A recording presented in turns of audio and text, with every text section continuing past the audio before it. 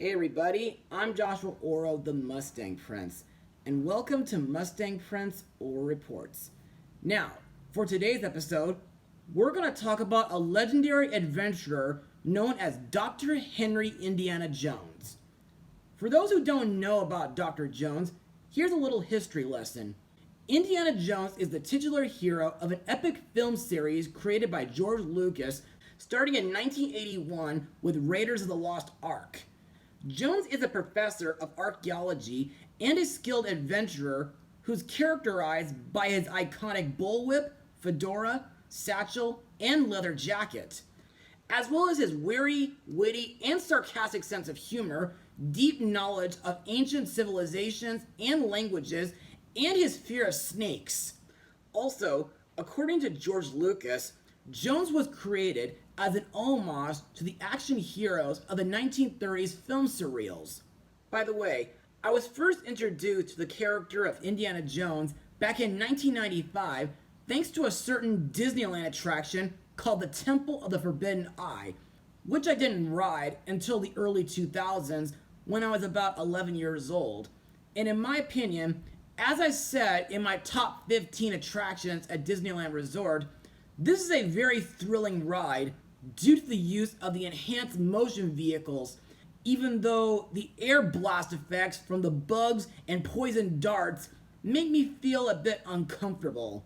And I think the new additions, which were added a couple months ago, like electric energy chasing the vehicle and a collapsing corridor, was great.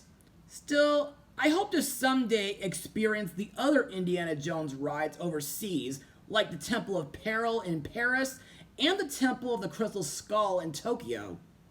As for the movies, well, ever since my junior high age, I think the Indiana Jones film series is really action-packed, adventurous, thrilling, and fun, with Raiders of the Lost Ark being a classic, and I'm glad that I recently saw it in theaters via Fathom events, courtesy of my friend and neighbor Scott Addison.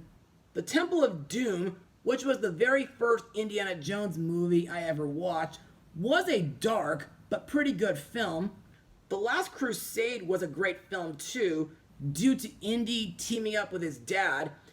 As for the Kingdom of the Crystal Skull, well, I say screw the haters, because I thought this was a very guilty pleasure for me, and I thought the fire ant scene was really terrifying, even though the sci-fi parts were pretty weird. Anyway, the movie that I'll be blogging today is not only Indy's latest, but it's also his grand finale. But, does it deserve a standing ovation? Well, let's find out. Released on June 30th, 2023, the movie is Indiana Jones and the Dial of Destiny. And now, on for the plot of the film. Finding himself in a new era and approaching retirement, Indy wrestles with fitting into a world that seems to have outgrown him. But as the tentacles of an all too familiar evil return in the form of an old rival named Jurgen Voller, a former Nazi who works for NASA, accompanied by his goddaughter, Indy must now don his hat and pick up his whip once more to make sure an ancient and powerful artifact that can change the course of history doesn't fall into the wrong hands. So, what are my thoughts on the film? Well, to me, this was a really thrilling movie, and so far, it's got to be one of my favorite movies of 2023, up there with the Little Mermaid remake and Illumination's Super Mario Bros. Movie. But in order to explain why, let's move on to Mustang notes. Now, I must mention that Dial of Destiny is the only film in the series that is neither directed by Steven Spielberg nor conceived by George Lucas. But thankfully, instead, they both serve as executive producers. Plans for a fifth Indiana Jones film date back to the late 1970s, when a deal was made with Paramount to produce 4 sequels to Raiders of the Lost Ark. George Lucas began researching potential plot devices for a fifth film in 2008, with David Koepp being eventually hired to write the film in 2016. A release date was set for 2019, which was then delayed several times due to rewrites and the COVID-19 pandemic. In 2018, Jonathan Kasdan would have replaced Koepp, but he sadly left the project. Steven Spielberg was originally set to direct, but he stepped down in 2020, with James Mangold taking his place. Filming began in June 2021 in various locations, including the United Kingdom, Italy, and Morocco, and it wrapped up in February 2022. Also, longtime franchise composer John Williams returned to compose and conduct the film's score.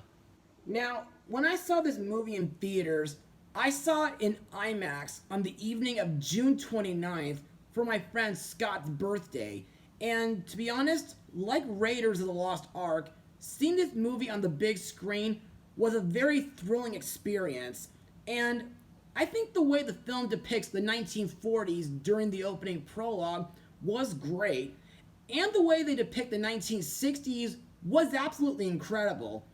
Plus, I found it pretty interesting that this film takes place not long after the Apollo 11 moon landing. Also, I thought the action scenes were pretty good, and I also liked the certain locations that Indy and his goddaughter Helena go to on their adventure, like Tangier, Morocco, Greece, and of course Sicily, Italy. And I have to admit, Sicily is one of several places in Italy that I really want to explore someday due to the fact that Italy is my dad's home country. Also, I thought the scuba diving scene in the Aegean Sea was pretty cool, but the eel scene was really intense, just when Indy thought that snakes were terrifying. Also, what makes this film really cool to watch is that it includes time travel. And I think the Antikythera mechanism, or Dial of Destiny, is a really interesting artifact. And according to the movie, the device was built by a man named Archimedes as a temporal mapping system. And that's all I got from Mustang notes. So let's move on to the cast. Our hero, Indiana Jones, is once again played by Harrison Ford. Best known for playing Han Solo in 4 of the Star Wars movies, he was in Illuminations: The Secret Life of Pets 2, and he was in 42. 42? Yes, that's a title. Anyway, I think Indy is not only a skilled adventurer and a capable fighter, but he's also very knowledgeable in ancient history and brave in the face of danger. Kind of like Daring Do. Anyway, during this movie, after losing his son Mutt to the Vietnam War and nearing academic retirement, Indy is pulled into an adventure and forced to confront the legacy of World War II when he found himself up against a former Nazi scientist brought in by the US as part of the national effort to win the space race against the USSR. Next we come to his goddaughter, Helena Shaw, played by Phoebe Waller-Bridge, whom was in Solo, a Star Wars story, Goodbye Christopher Robin, and she was a co-screenwriter of the James Bond movie No Time to Die. After her father died, Helena developed her own pursuit of archaeology, which led to her taking up a disreputable lifestyle as a con artist, as well as drawing the attention of the CIA, and convinced herself that money was all that mattered, even after she formed an enduring partnership with a 10-year-old street thief named Teddy Kumar. When Helena remembered the Dial of Destiny, she sought out Indy in 1969, and they were pulled into an adventure across the globe together to reunite the device with its other half. In my opinion, Helena is smart, sneaky, witty, as well as a badass adventurer, and she's also a femme fatale. Finally, we come to the movie's main antagonist, Jurgen Voller, played by Mads Mikkelsen, whom was in King Arthur, The Secrets of Dumbledore, the Clash of the Titans remake, and Rogue One. Voller is an ex-Nazi who was recruited by NASA to assist them in the Apollo program so that the United States of America could beat out the Soviet Union in the space race, succeeding with the moon landing of the Apollo 11.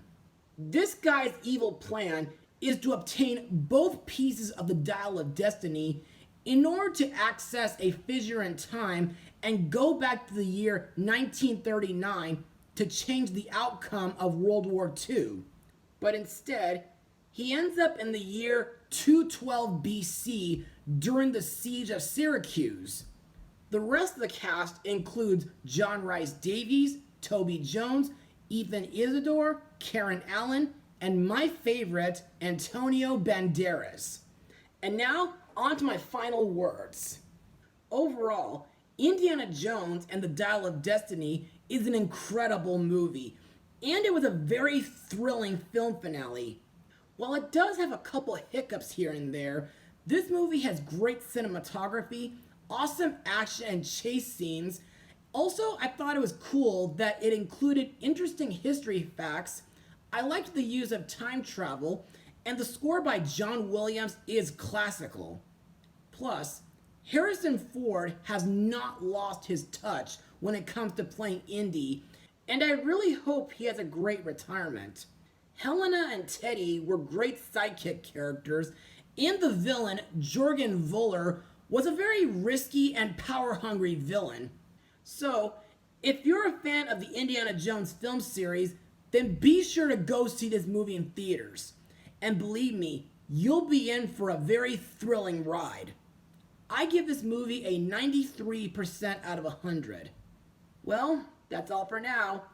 Be sure to join me next time as we look at an animated film starring a teenage shapeshifter whom was resurrected by Netflix. Mustang Power.